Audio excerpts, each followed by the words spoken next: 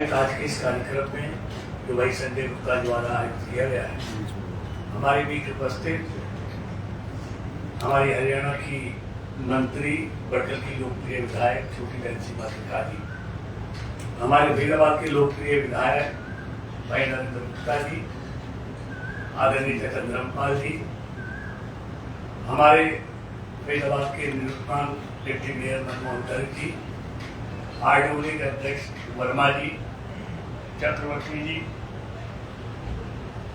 और आए हुए सभी आदरणीय भाई और बहनों। देखिए, आपको कुछ ज्यादा बताने की जरूरत नहीं है। आपको देश के, प्रदेश के, दुनिया के सारे हालात से आप वाकिफ हैं। मैं माफी चाहूंगा कि मुझे जल्दी जाना, पहले मैंने 7 बजे का कार्यक्रम किया था, मैं 7 बजे से ही पहुंचा, आपको 7:30 बजे था। उस पर ज्यादा बोलने की जरूरत नहीं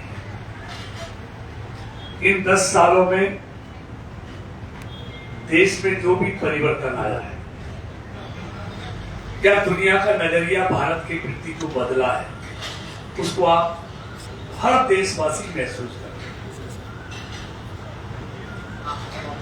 सिर्फ इतना देखना है कि 2014 से पहले देश में जो निराशा का भाव कर गया था, उम्मीदें टूट गई थी। आइए मानसा भाई, मैं जल्दी आ। देखिए, देश में जो नाउम्मीद का वातावरण पैदा हो गया था, एक अनिर्णायक सरकार देश में चल रही थी, जो फैसले लेने में मैं समझता हूं देर करती थी, और उस समय एक बहुत तेजी से जनता में भी फैला था कि फाइलें अटकी और लटकी रहती थी सालों साल, ना एनवायरमेंट की क्लियरेंस होती थी, ना फॉरेस्ट की क्लियरेंस। इसलिए सारे प्रोजेक्ट एनपी हो गए थे। मैं उस विस्तार में, और जयंती नटराजन टैक्स तो बहुत देश में मशहूर हुआ था कि फाइलें निकलती नहीं थी जब तक उसकी पेमेंट नहीं होती थी। तो ऐसे हालात में भारतीय जनता पार्टी ने नरेंद्र मोदी जी का चेहरा देश में आगे किया कि अगर हमको मौका मिला तो नरेंद्र मोदी जी देश के प्रधानमंत्री होंगे। देश को एक ऑप्शन दिया, तो लोगों को उम्मीद जगी, क्योंकि गुजरात में लोगों ने उनका कामकाज देखा था। यानी कि पहला चुनाव उम्मीद का चुनाव था। लोगों को उम्मीद बंधी कि एक अच्छा आदमी बीजेपी ने लोगों के लिए सामने रखा है, तो देश में कुछ अच्छा होगा। इस उम्मीद को लेकर लोगों ने वोट डाला और नरेंद्र मोदी जी के नेतृत्व में एनडीए की सरकार बनी। बीजेपी का पहली बार आजादी के बाद पूर्ण बहुमत देश के लोगों ने दिया। यानी कि उम्मीद का चुनाव, उसको हम कह सकते हैं, जो मोदी जी कहते हैं। दूसरा चुनाव कि लोगों ने उम्मीद से बनाया, तो उन उम्मीदों पर मोदी सरकार खरी उतरी, यानी कि लोगों का विश्वास जीता। तो दूसरा चुनाव विश्वास का चुनाव था। और आज तीसरा चुनाव, जिसके लिए मोदी जी ने कहा है ये मेरी गारंटी का चुनाव है। मोदी जो गारंटी देश के लोगों को दे रहे हैं, क्योंकि 2 चीजों पर वो खरे उतरे, तो मोदी की गारंटी पर भी देश के लोगों को भरोसा है। तो ये तीसरा चुनाव मोदी की गारंटी का चुनाव। दूसरी बात मैं इतना कहना चाहूंगा, मैं नहीं कहूंगा कि देश 11वें नंबर से 5वें नंबर, आपको सबको मालूम है। और ये भी मालूम है कि दुनिया के अर्थशास्त्री के अगर आर्टिकल पढ़े और जो अर्थव्यवस्था का आकलन करने वाली संस्थाएं, उनके अगर बयान पढ़े, चाहे वो IMF है, चाहे वो ग्लोबल इन्वेस्टमेंट है, सबका ये कहना है कि अगर भारत की आर्थिक रफ्तार ये रही तो 2028 में जर्मनी और जापान को पीछे छोड़ते हुए भारत दुनिया की तीसरी आर्थिक ताकत बनेगा। ये सब आप जानते हैं, मेरे विस्तार से नहीं जाना। लेकिन मैं एक बात और कहना चाहता हूं। देखिए, जनसंघ से लेकर आज तक भारतीय जनता पार्टी के कुछ वैचारिक संकल्प थे कि अगर हम आएंगे तो अपने वैचारिक संकल्पों को पूरा करेंगे। पहला वैचारिक संकल्प था कि हम आएंगे तो कश्मीर से धारा 370 समाप्त करेंगे। दूसरे टर्म में वो अपना वैचारिक संकल्प मोदी जी की सरकार ने पूरा किया, कश्मीर से 370 समाप्त किए।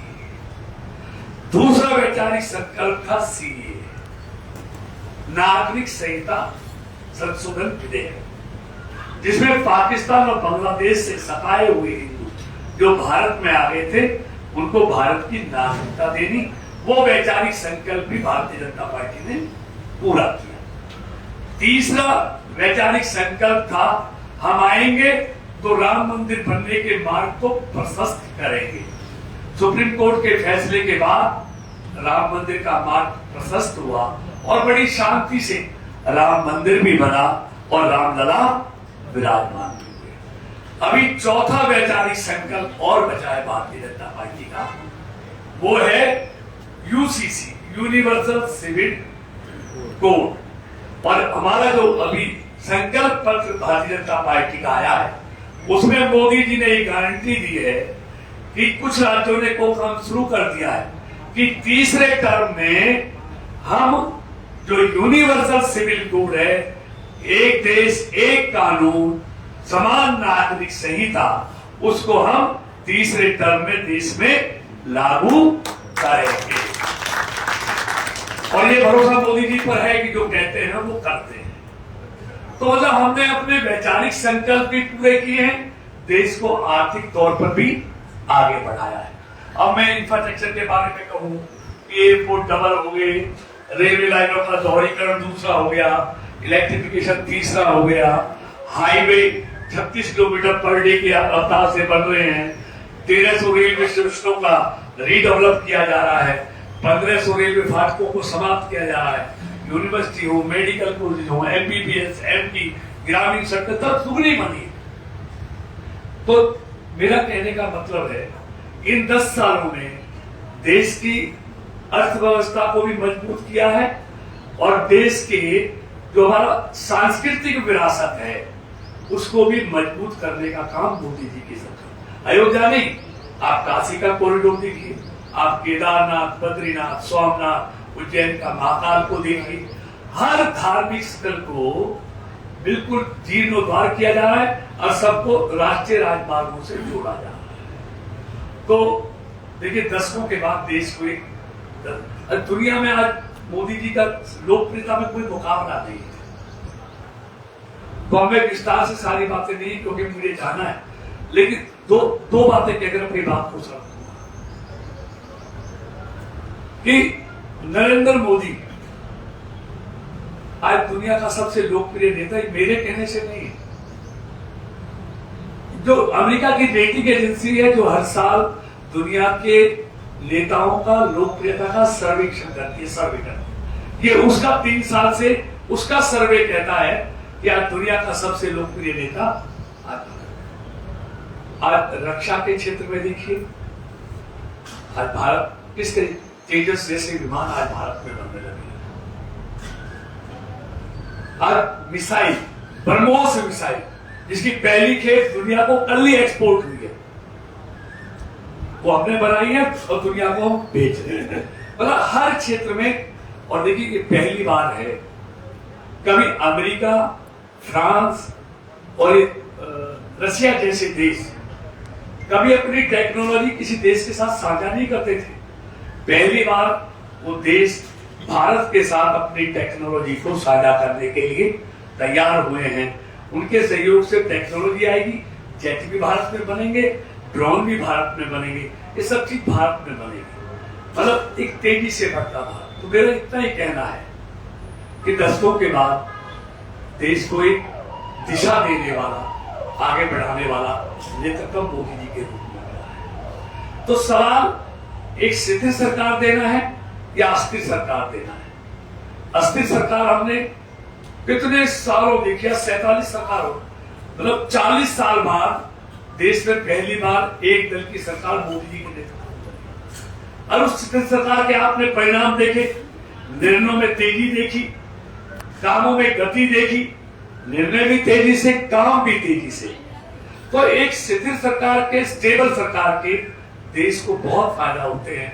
वरना तो देश का सबसे बड़ा अर्थशास्त्री प्रधानमंत्री होते हुए भी 11वें नंबर से 10 साल में 11वें नंबर पर ही रहा। और जिसको चाय वाला कहते थे, उस चाय वाले ने देश को आर्थिक ताकत के तौर पर 11वें से 5वें नंबर पर अब तीसरे पर ले जाने की उसकी तैयारी है। यानी कि अस्थिर सरकार में कितना भी हो, प्रधानमंत्री ठहरे हो, लेकिन देश आगे नहीं बढ़ सकता, क्योंकि वह राष्ट्र उनका नजरिया नहीं होता, उनका परिवार, उनका पार्टी उनका नजरिया होती है और देश पीछे छूट जाता है। इसलिए सवाल देश का, सवाल कृष्ण पाल का, नरेंद्र मोदी का नहीं, सवाल देश का है कि दशकों के बाद देश की अर्थव्यवस्था भी पटरी पर लौटी है। और कौन, देखिए सबसे बड़ी बात सिर्फ अर्थव्यवस्था नहीं, संकट में हर भारतीय के लिए रक्षा कवच बन जाए। एक परिवार का मुखिया होता है ना, बेटा चिंता की जरूरत नहीं है, ऐसी आज मोदी है। आप देखेंगे जब भी कोई भारतीय दुनिया के देशों में संकट में फंसा है तो मोदी ने कहा है कि चिंता करने की जरूरत नहीं, मोदी है ना। आप खाड़ी के देशों के युद्ध को देख लो, आप यूक्रेन रसिया के युद्ध को, छात्र जो फंसे उनको देख लो, अभी ताजा ताजा सूडान में देख लो, जब जो भी कोरोना में कितने करोड़ों लोग दुनिया के देशों में फंस गए, सबको सुरक्षित भाव से भारत लेके आए। और अभी अभी आपने देखा होगा अपना मुस्लिम कंट्री में 7 को फांसी की सजा हो गई थी, उनकी फांसी की सजा को माफ करवाना। अभी 17 इजराइल के जमानत में तो कब्जा कर लिया, भारतीय फंस गए, उनको वापस लाने की बात। तो सबको सुरक्षा के साथ वापस लाना। और देखिए अयोध्या में तो मंदिर बना है, मुस्लिम कंट्री अबू धाबी में मंदिर बनवा देना एक कोई छोटी बात नहीं है, एक बड़ी बात है। मतलब मोदी की लोकप्रियता आज पूरी दुनिया में उसका कोई मुकाबला नहीं है। तो इसलिए मैं कहना चाहता हूँ, देखिए अब हमने तो किताबों में बड़ा देखा नहीं, एक नरेंद्र हुए थे स्वामी विवेकानंद, जिन्होंने श्रेष्ठ भारत का सपना देखा और उसके बाद इस देश को एक और नरेंद्र मिला है, नरेंद्र मोदी, जो उस नरेंद्र स्वामी विवेकानंद के श्रेष्ठ भारत के सपने को दिन रात मेहनत कर साकार करने के लिए दिन रात मेहनत कर रहा है। आइए श्रेष्ठ भारत बनाने के लिए, विकसित भारत बनाने के लिए हम सब मिलकर मोदी जी को तीसरी बार देश की बात को सौंपे और उसमें देश ही आगे बढ़ेगा। और मुझे लगता है देश के लोगों ने तो मन बना ही लिया कि मोदी जी को तीसरी बार लाना है। मैं अभी लास्ट काउंसिल ऑफ मिनिस्टर थी तो पीएम साहब बता रहे थे कि मुझे अभी सितंबर, अक्टूबर, नवंबर के निमंत्रण दुनिया के देशों से आ रहे हैं। यानी कि दुनिया के देशों में भी ये विश्वास है उनको भी कि तीसरी बार मोदी ही भारत के प्रधानमंत्री बन रहे हैं। तो ये भरोसा है। तो इसलिए देखिए जैसा सीमा जी ने कहा, नरेंद्र ने कहा, मुझे पता है कि यहाँ का वोट डलेगा तो बीजेपी को ही जाएगा। और वो बीजेपी को क्या, देश के लिए, क्योंकि आप देश की सोच रखने वाले वोट, और आप 5 साल देश की चिंता में बिल्कुल दिन रात लगे रहते हैं कि ये होना चाहिए, ये होना चाहिए, और चिंता से मुक्ति का दिन एक आता है। बाकी 5 साल हम कितनी भी चिंता करें, जिस दिन मुक्ति का समय आता है चिंता से, वो दिन है वोट का दिन। इसलिए वो दिन बहुत कीमती है हमारे लिए। और जब मोदी एक दिन का विश्राम किए बगैर 23 सालों में दिन रात 18 घंटे देश के लिए काम कर रहे हैं, 19 घंटे, क्या तो हम देश के लिए एक दिन नहीं दे सकते क्या? तो मुझे उम्मीद है कि आपका इस बार वोट परसेंटेज पहले भी अच्छा था, इस बार और बढ़ेगा। क्योंकि मैंने देखा है पहले लोकसभा में बहुत कम वोटिंग होता था, विधानसभा में थोड़ा ज्यादा होता था, नगर निगम में ज्यादा, अब उल्टा हो गया। अब नगर निगम में कम होता है, सबसे कम होता है, एमएलए में उससे कम होता है, और लोकसभा में लोग ज्यादा वोट डालते हैं। क्योंकि देश की चिंता करने वाले अब वास्तव में देश में ज्यादा लोग हो गए। तो इसलिए देश के लिए आप 25 मई का दिन हरियाणा में है और मुझे उम्मीद है, देखिए मैं अब सारे काम, लेकिन मैं इतना कहता हूं कि फरीदाबाद की कनेक्टिविटी आपको 1 साल बाद देश के किसी भी हिस्से से फरीदाबाद की कनेक्टिविटी की तुलना कर लेना। आप फरीदाबाद के किसी भी कोने से आपको 4 हाईवे कनेक्ट कर रहे हैं और 5वां 6वां दूसरा यूपी से कनेक्ट कर रहे हैं। आप एक किसी भी हाईवे पे जाना, आप देश के किसी भी कोने में चले जाएंगे, इस बात की गारंटी मैं आपको देता हूँ कि कनेक्टिविटी में फरीदाबाद सबसे बेहतर शहर, क्योंकि सब कंप्लीट हो जाएंगे एक साल बाद, तो ये सबसे बेहतर होगा। बाकी जो डेवलपमेंट हम कर रहे हैं और मोदी जी के रहते डेवलपमेंट की तो चिंता आपने करनी नहीं है। तो मुझे उम्मीद है कि आप ज्यादा से ज्यादा मतदान करेंगे और तीसरी बार देश को ताकतवर बनाने के लिए आप भारतीय जनता पार्टी का बटन दबाकर मुझे आशीर्वाद देंगे। मुझे तो आपका बहुत लंबा समय हो गया, तो इसलिए आपका आशीर्वाद मिलेगा ऐसा मुझे विश्वास है। आप सबका, भाई संजय जी का और पूरी टीम का बहुत बहुत धन्यवाद कि इतनी अर्ली इन द मॉर्निंग आप सबसे मुलाकात का मौका दिया। बहुत बहुत धन्यवाद। भारत माता की जय।